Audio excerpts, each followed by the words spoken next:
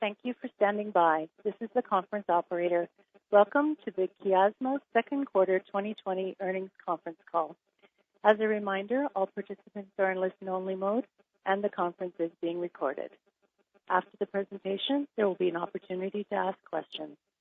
To join the question queue, you may press star then one on your telephone keypad. Should anyone need assistance during the conference call, they will signal an operator by pressing star and zero. I would now like to turn the conference over to Glenn Garmont, Investor Relations. Please go ahead.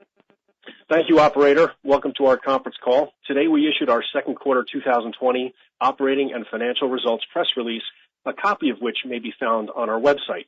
During this call, we will be making certain forward-looking statements about events and circumstances, including, but not limited to, statements concerning our plans and expectations for the commercialization of Mycapssa, including its reimbursement and market adoption, the size and composition of the U.S. market for Mycapssa, the commercial or therapeutic potential of Mycapssa and anticipated market acceptance of Mycapssa, our expectations regarding the manufacturing supplement that we submitted to FDA for Mycapssa, and our plans to submit an additional manufacturing supplement and expectations regarding the availability of product supply, the timing and success of a potential commercial launch of Mycapssa in the United States, our ability to convert endocrinologists and patients to Mycapssa from octreotide and lanreotide injections, our plans concerning the number of customer-facing employees and the timing of their hiring, our expectations regarding financial results and the potential receipt of additional funds under our royalty agreement with Healthcare Royalty Partners,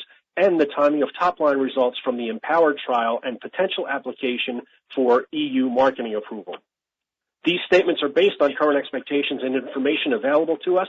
You should not place undue reliance on these statements. We may not achieve our goals, carry out our plans or intentions, or meet expectations. Actual results or events may differ materially due to numerous risks and uncertainties, including those detailed in the Risk Factors section of our Form 10-Q filed with the SEC for the quarter ended June 30th, 2020, as well as our subsequent filings with the SEC. We encourage everyone to read these documents. Except as required by law, Chiasma disclaims any obligation to update information contained in these forward-looking statements, whether as a result of new information, future events, or otherwise.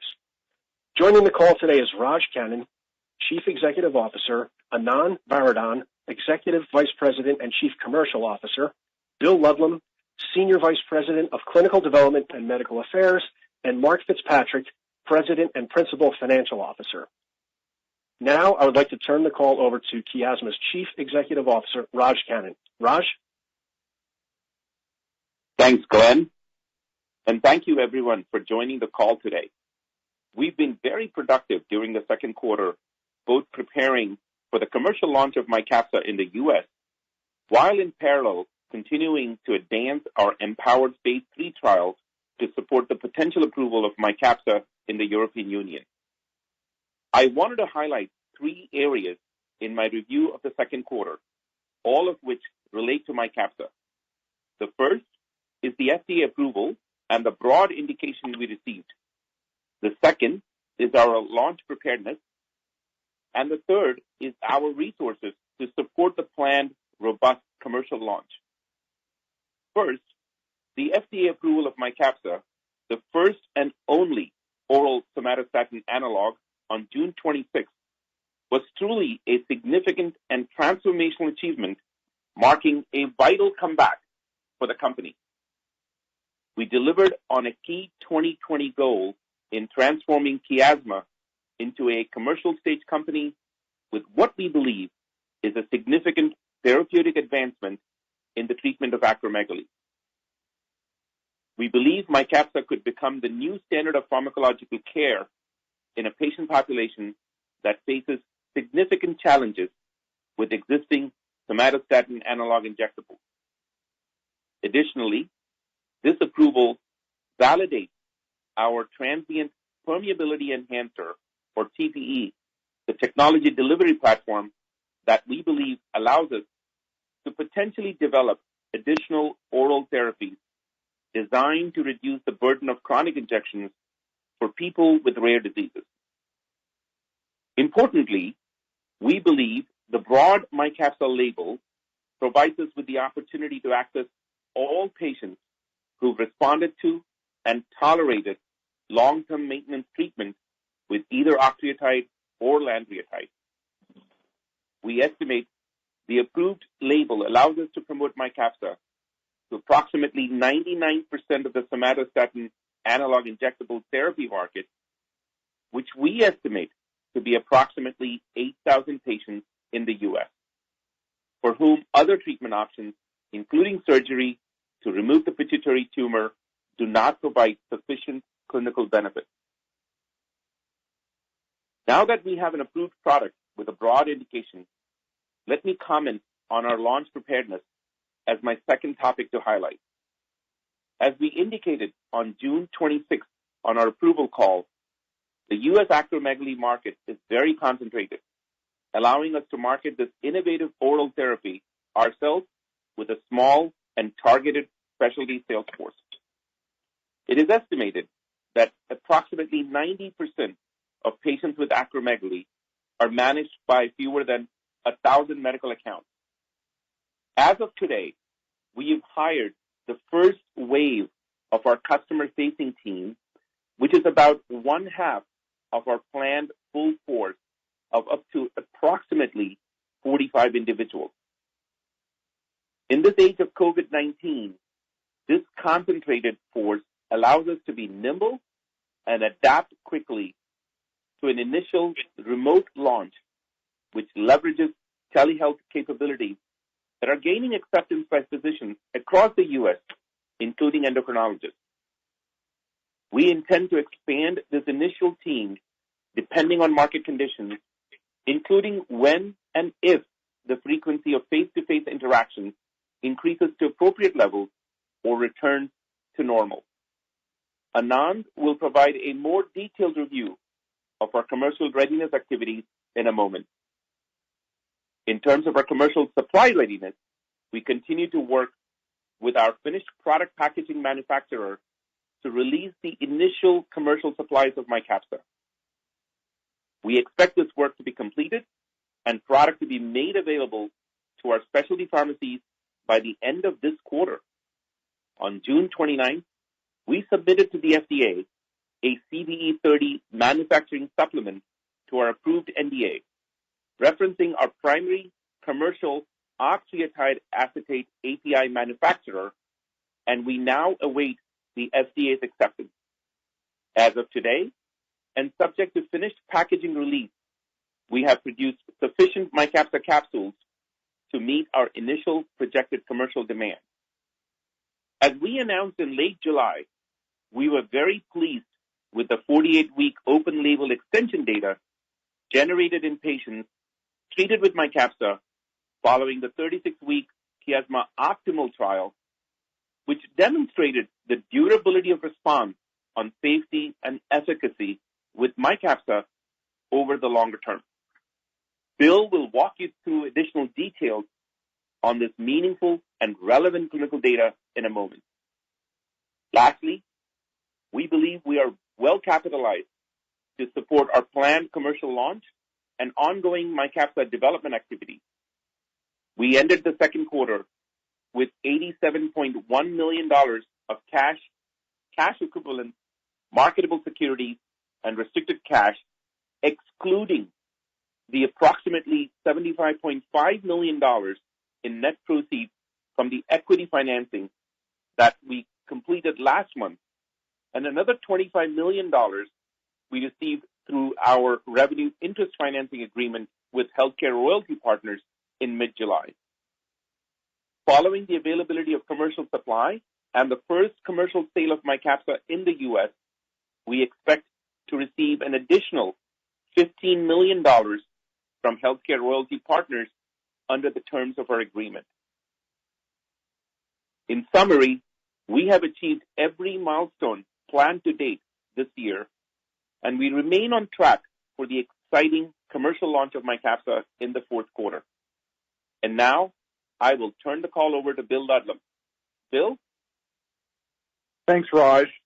On today's call, I will review additional clinical data generated for MYCAPSA in our recently released 48-week open-label extension results for the Chiasma Optimal trial and provide you with an update on the Empowered trial.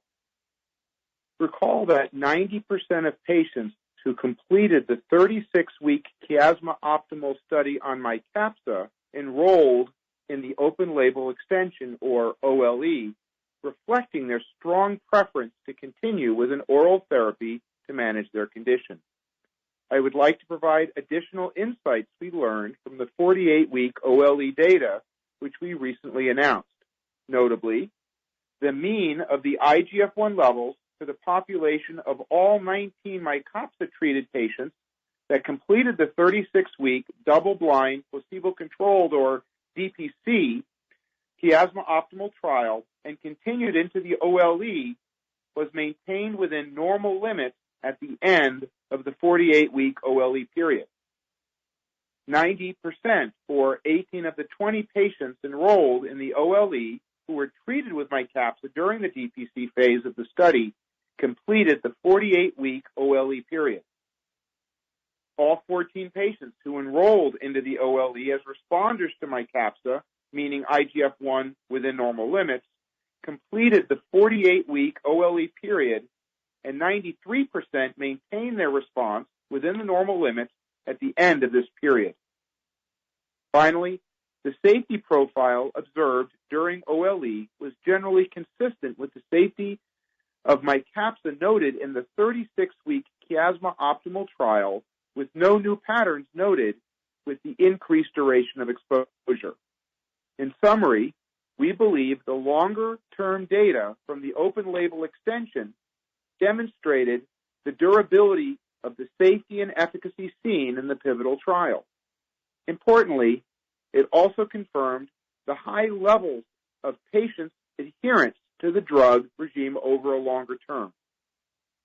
I will now turn to our ongoing Empowered Phase 3 clinical trial designed to support the potential regulatory approval of MyCapssa in the EU. As of today, a total of 92 patients randomized into the 9-month double-blind placebo-controlled phase of the trial as responders to MyCapssa per protocol. 85 have completed the trial, and 4 patients remain active in the 9-month randomized phase. We continue to work with the clinical sites to ensure the safety of the patients and site personnel in light of the ongoing COVID-19 pandemic. Notably, the trial has already met the EMA's required minimum of 80 patients randomized to the 9-month randomized control phase of the trial.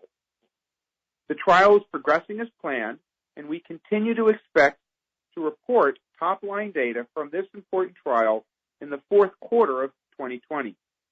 If the trial is positive, we plan to complete our marketing authorization application for submission to the EMA in the first half of next year.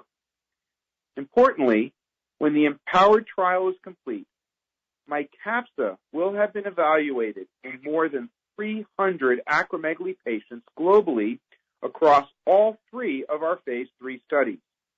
This extensive clinical data set should provide confidence to prescribing physicians who are considering switching their patients from octreotide or lanreotide.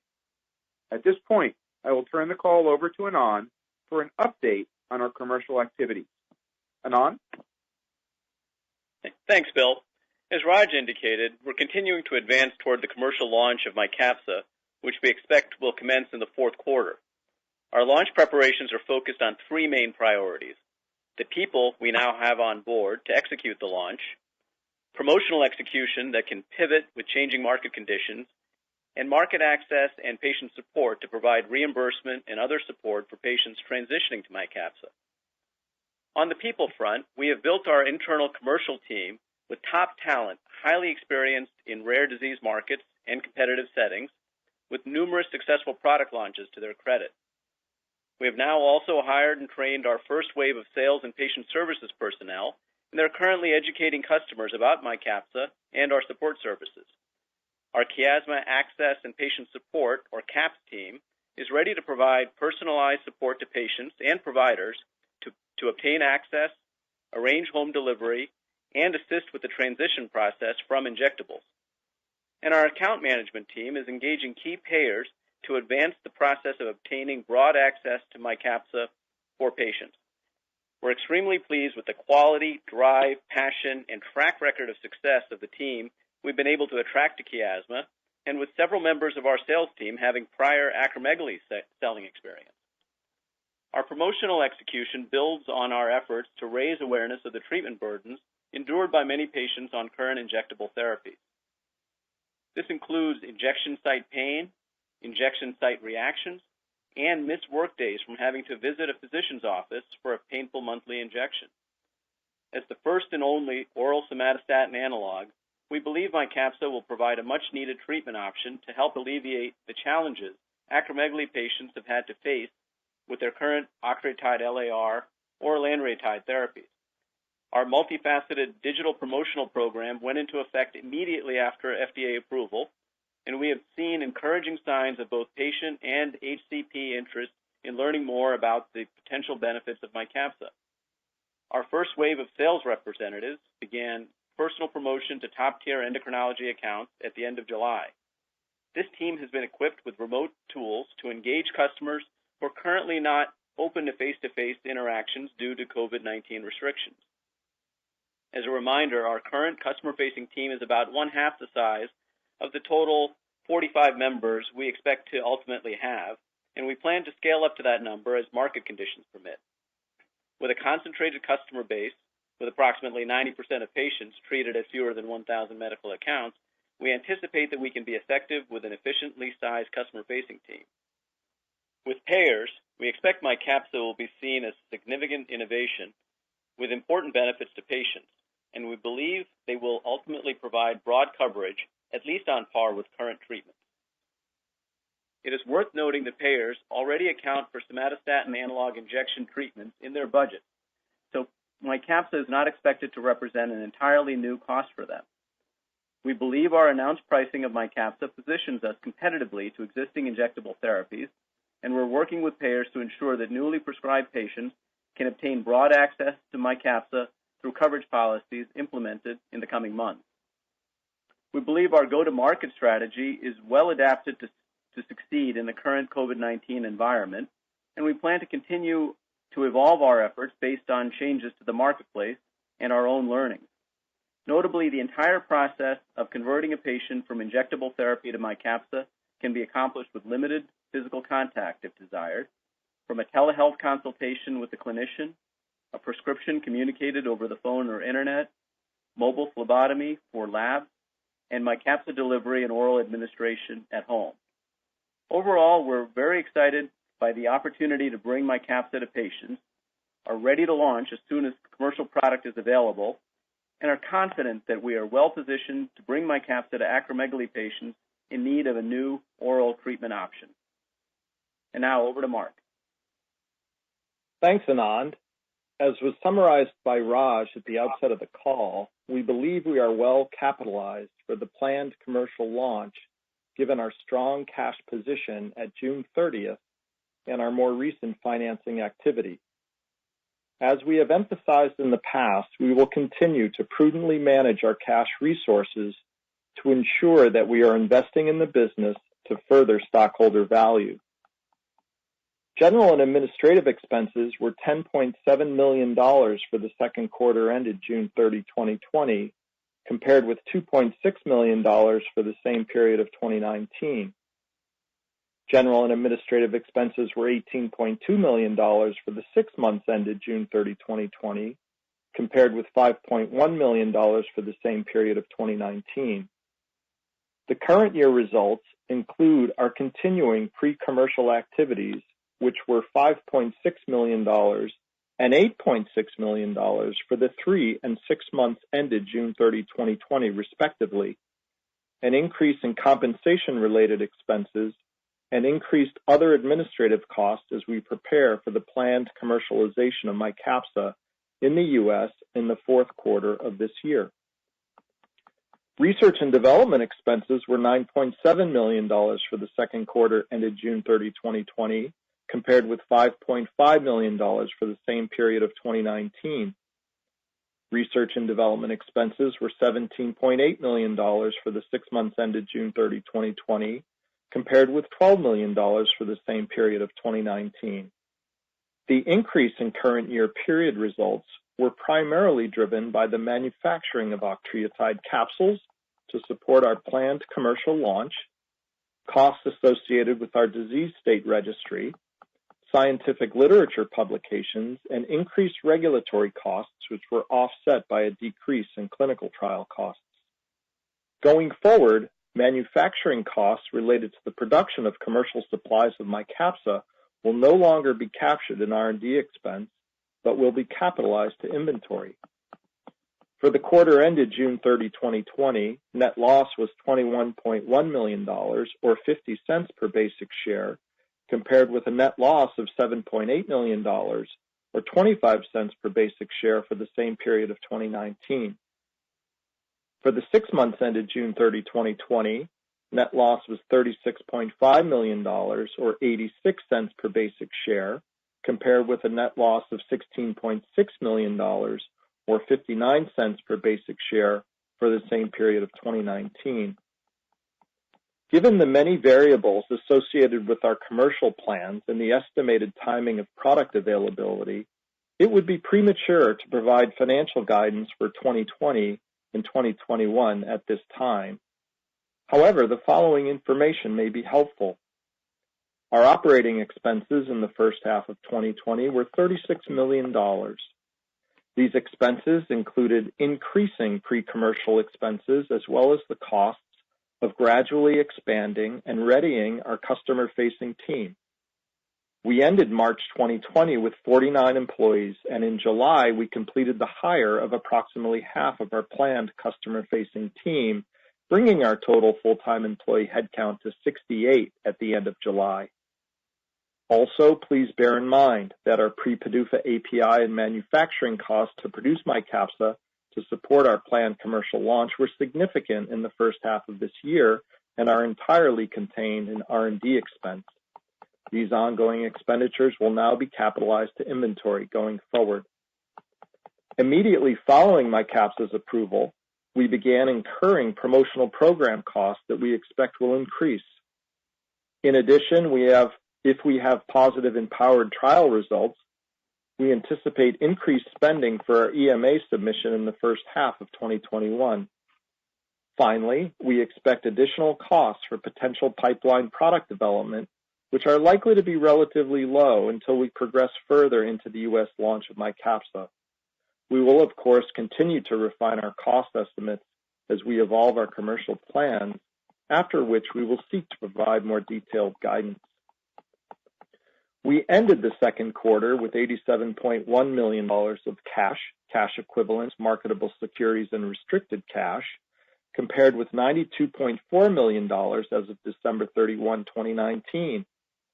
In April 2020, the company received a $25 million payment, less certain transaction expenses from healthcare royalty partners under the previously announced revenue interest financing agreement. We received an additional $25 million from HCR in mid-July, triggered by the FDA approval of MYCAPSA.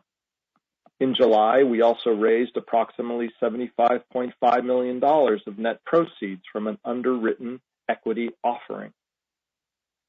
Upon completion of these financing activities in July, we believe we have adequate capital to achieve our planned commercial and developmental milestones, including the commercial launch of MYCAPSA in the U.S. expected in the fourth quarter, top-line data from our Phase 3 Empowered trial also expected in the fourth quarter, EMA regulatory submission planned for the first half of next year if the Empowered trial is positive, and anticipated U.S. revenue growth and pipeline advancement utilizing our TPE technology. Now let me turn things back over to Raj before we open the call to Q&A. Thanks, Mark. We're excited for the planned U.S. commercial launch of MYCAPSA to potentially transform the lives of people with acromegaly in need of a new oral treatment option. We've assembled a world-class team, and we look forward to executing on our robust commercial plan. Operator, would you please open the line for the Q&A? Certainly. We'll now begin the question and answer session. To join the question queue, you may press star then 1 on your telephone keypad. You'll hear a tone acknowledging your request.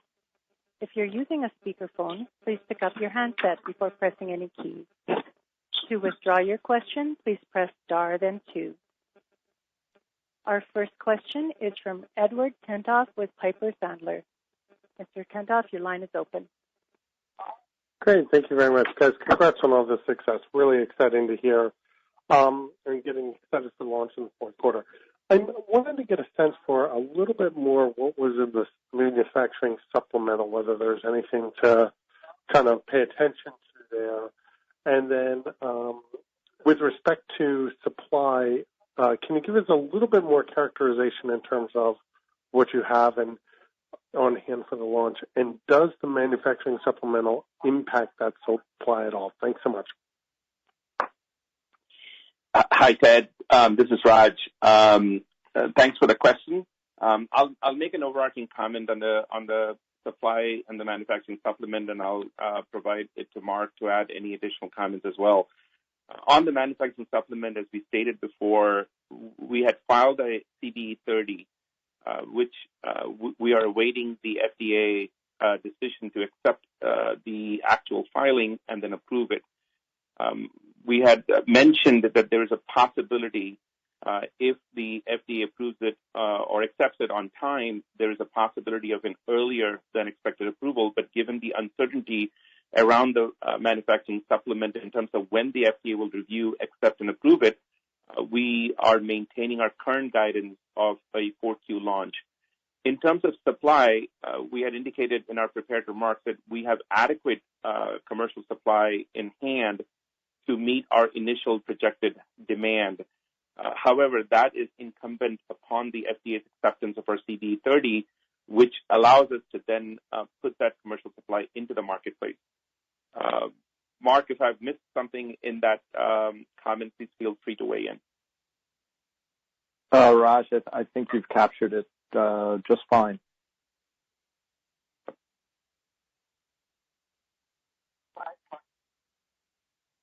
The next question is from Brandon Folkes with Cantor Fitzgerald. Please go ahead. Hi, thanks for taking my questions and congratulations on all the progress during the quarter. So just maybe following on from the prior question, how quickly post an approval of the supplement would you be able to launch, just in terms of getting inventory out into the channel? Would you need a few weeks?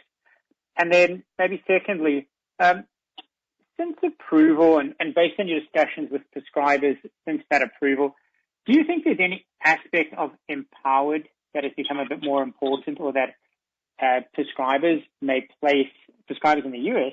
may place a little bit more emphasis on wanting to see to further drive that adoption here in the U.S.? Thank you. Hi, Brandon. Thanks for those questions. First and foremost, on the supply availability, I believe in our prepared remarks, we had said that we would be able to get the commercial supply to our 3PL or specialty pharmacies by the end of this quarter. So I think that is still our expectation. Whether we can release that commercial supply into the marketplace, as we said before, depends on the FDA's acceptance of the CBE-30 manufacturing supplement. So that's the answer to the first question. The second question was on Empowered. Obviously, Empowered, as we know, is an important trial that will generate complementary data to Optimal. And so we expect that physicians will pay attention to the kind of data that we would be able to generate, which is, one, the relative benefit versus injectables, because that is a head-to-head non-inferiority trial. And importantly, there are many aspects with the quality of life information and the symptom mitigation questionnaires that we would be able to address the hypothesis that whether a daily dose of Mycapssa versus a monthly depot injection does contribute to symptom mitigation for patients on injectables. Hope that both answers your questions, Brandon. It does. Thank you very much. The next question is from Douglas Tsao with H.C. Wainwright. Mr. Tsao, your line is open. Hi, good afternoon. Thanks for taking the questions. Just maybe a little bit of a following up on Brandon's question. Just curious in terms of the early days that you've been interacting with physicians post-approval, just, what points around MyCapssa or sort of points of feedback have you been getting, from clinicians in terms of, be it what they're most excited about, the types of patients they're most interested in potentially switching. Just any color would be helpful. Thank you. Hey, Doug. Thanks for that question. I will say that the overarching response to our introduction of MyCapssa and approval has been very encouraging, both from HCPs, patients, and payers. And especially in the COVID-19 environment, this is in particular quite an important option to consider for patients. But I'll let Anand weigh in more on the specific insights that we've gathered from primary research as well as our field force that have been engaging with our KOLs and our physicians since we put them on the ground. Anand? Sure. Thanks, Raj. I appreciate it. And hi, Doug. So, Doug, our the field sales organization's just been out there now since the end of July, so it's been a couple of weeks. The interaction since then, I think, has pretty much tracked with our expectations around how the profile of MyCapssa would be received and what we had seen in prior market research. And essentially, what it is that it's coming across as a viable option for those patients who are on octreotide or lanreotide, who are eligible for an oral therapy and for whom an oral therapy would be quite strong. And I think that in that respect, we've been pleased with that level of reception of the entire overall profile of the product, and then for those for the specific patients that would be eligible for it. The other thing that we've been encouraged by is the interest level on the part of HCPs and patients that we saw before our sales organization was out in the field. And I'm basing this on the traffic that we've seen to both our HCP as well as patient website and the engagement that the visitors have had with the various aspects of it. So they're not just sort of coming in and leaving, they're spending time, they're going through the various modules, they're downloading information, and they're doing this from what we gather from our agencies at a rate that exceeds what the benchmarks have normally been. So all of that put together puts us in an optimistic mood, and also one that says that we think that the product is coming through to the clinicians and for the patients that they think are eligible for it. Okay, great. And then just one quick follow-up in terms of Empowered. Obviously, Europe has had much greater success in terms of controlling the virus.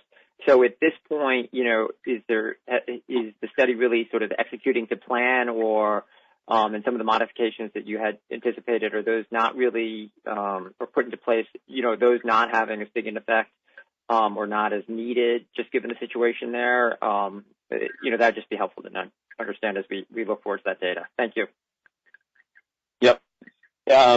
So let me just provide a couple of things from Bill's prepared remarks, right? So Bill had mentioned in his prepared remarks that we had 92 patients randomized as responders, and then 85 of them have already completed. And I want to remind folks here that the EMA requirement, the minimum requirement for the randomization was 80 patients. So we are well above that particular mark, and we have 4 patients active.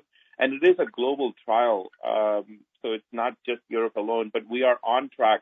Bill, is there anything else that you would like to add to provide the sort of the confidence that we have that Empowered is on track?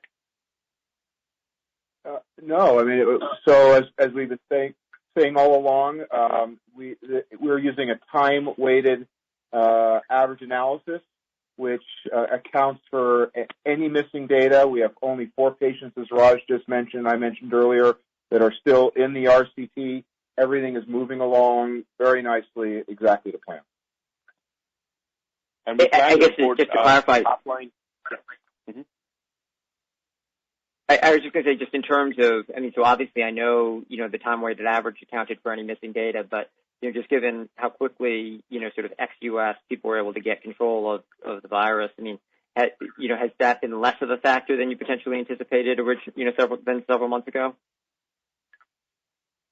Well, we haven't gotten into the specifics. Again, this is an ongoing trial. I can tell you that there has not been any, loss of patients due to COVID-19 issues. We very proactively, early on in the process, began to create all kinds of safety measures, so we were able to follow up closely with patients, provide drug, and working very, very closely with the sites that are working closely with the patients. So we've been able to navigate through this really very well, and as we said, patients are continuing to go through as planned, and we only have four that are currently remaining. Yep. Okay, and great. all I was going to say is we also remain on track to report the top-line data still in fourth quarter, and we remain excited about that particular milestone as well. Absolutely. Okay, great. The next question is from Kumar Raja with Brookline Capital Markets. Mr. Raja, your line is open. Congratulations on all the progress, and thanks for taking my question. With regard to the manufacturing supplement, have you had any interactions with the FDA following the submission in June? Do you have a sense whether a site inspection would be required? Yep. Hi, Kumar. Thanks for that question. Obviously, there's ongoing interactions with the FDA that we specifically don't comment on. However, with regard to the inspection, remember we had mentioned this before, that given the recent inspection history of the primary API supplier, we do not believe this is going to be the case, but however, we always caveat that as saying that the FDA always reserves the right to conduct an inspection at any given point in time. That's why we are remaining conservative in our guidance, and we continue to say that our launch is still scheduled to be in the fourth quarter and not necessarily jumping the gun and taking the best case and putting that out there right now. And with regard to the two patients who did not complete the 48-week open label extension, what are the factors due to which they could not complete, and any clarity with regard to what time point they discontinued the trial? We haven't you want to take that question? Yes. We haven't given any further clarification other than what we've released in the press release and the script today. We will be giving a very complete overview of the data. We're very pleased with it in an upcoming academic setting, and we'll publish it soon. We have not gotten at this point into any further details. 90% completed the OLE that went in. We thought that was very, very positive, very consistent with what we've been seeing, a very nice maintenance on treatment, good experience for clinicians and patients, and haven't gotten any further granularity on that. Yep. And what I would also say, Kumar, is that I think we were very pleased with the durability of safety and efficacy that we saw over the longer term. So this only validates the response is maintained over a much longer period. So we hope that will also be replicated in the real world. And that is an important data point for clinicians to be able to adopt and prescribe MYCAPSA. And finally, one housekeeping question with regard to the supply to the specialty pharmacy. If you get approval for the manufacturing supplement before Q3, I think in last quarter you said that you'll be recognizing revenues once you supply to the specialty pharmacy. So if the approval comes through in Q3, you'll be recognizing those revenues in Q3, I believe. Revenue recognition principle. Yeah, sorry, Mark. Go ahead. I'm sorry to interrupt you, Raj. So Kumar, if there's shipment to the specialty pharmacy in Q3, that's the revenue recognition event for the company. Okay, great. Thanks. This concludes the question and answer session. I would like to turn the conference back over to Raj Kannan for closing remarks. Thank you for joining us on the call today. We always appreciate your continued support, and we look forward to sharing our progress updates and our continued progress periodically. Have a wonderful day and a safe rest of the summer. Thanks again. Talk to you all soon. This concludes today's conference call. You may disconnect your line. Thank you for participating and have a pleasant day.